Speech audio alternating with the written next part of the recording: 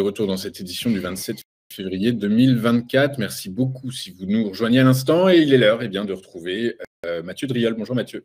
Bonjour Antoine.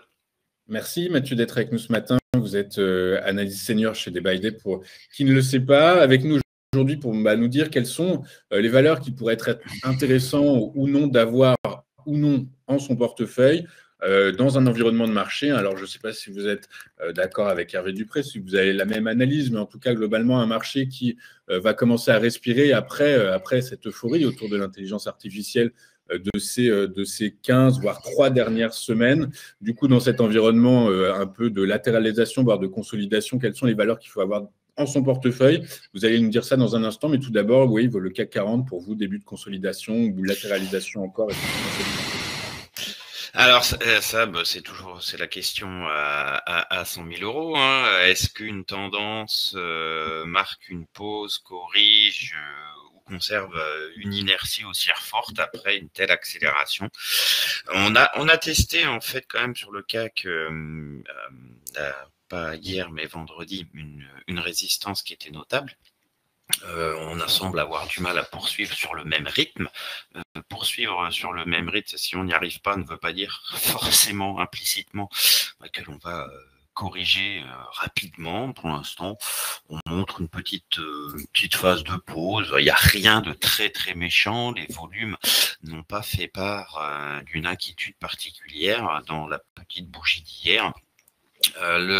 J'ai toujours tendance à privilégier en fait la force d'une dynamique, donc une inertie haussière, et donc effectivement on peut marquer 2 jours de pause. Ça nous est déjà arrivé 3 jours même lors des phases de hausse. À part cela, après j'ai pas de figure de retournement, j'ai pas de volatilité particulière, d'amplitude particulière, de bougie corrective, de stress. Donc a priori j'essayerai dans l'absolu d'essayer de trouver le bas de la conso pour rentrer si je ne suis pas déjà long. Ok, effectivement, c'est globalement à ce que nous disait Hervé Dupré il y a un instant. Du coup, merci Mathieu pour cette petite digression autour de l'indice phare parisien et des mouvements qu'il pourrait faire prochainement. On va commencer vos market movers. Alors, vous nous dites que vous êtes attaché à la tendance, à la puissance de la tendance. Il y a un titre qui est assez intéressant, celui d'Eurofins Scientifique, qui est dans une tendance ces derniers jours assez haussière, qu'on pourrait dire haussière, mais qui, patatras, là, hier, Eurofins a publié ses comptes. C'est largement en dessous de ce qui avait été anticipé. Du coup, à force des choses, ce matin, les investisseurs vendent presque massivement de l'Eurofins.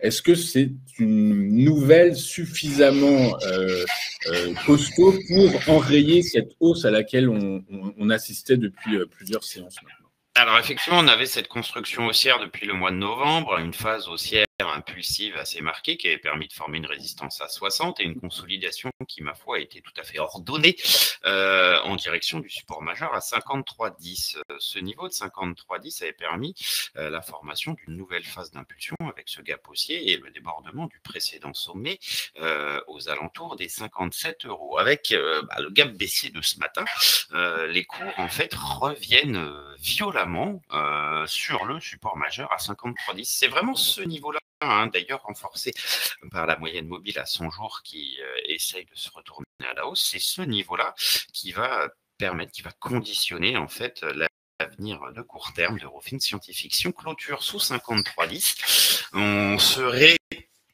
effectivement dans l'annulation du caractère haussier et du caractère impulsif du mouvement déclenché depuis le mois de novembre. Si d'aventure on réussissait à le sauvegarder, ça indiquerait que les acheteurs sont toujours présents sur 53,10, qu'ils défendent avec conviction ce niveau et on pourrait alors reprendre la tendance haussière. Alors il faudra combler le gap baissier ouvert aujourd'hui, il y aura beaucoup d'autres éléments, effectivement. Le gap baissier d'aujourd'hui, il est quand même notable, il est important. Et il va falloir le combler dans tous les cas si on veut retrouver une tendance. Mais en tout cas, moi, je surveille un 53,10 puisqu'effectivement, pour l'instant, on est autour, on vaut 52,86 si je regarde sur mon autre écran à ce moment. Donc, on est vraiment autour à la volatilité près. C'est la clôture de ce soir qui décidera beaucoup de choses sur le parcours à venir d'Eurofins.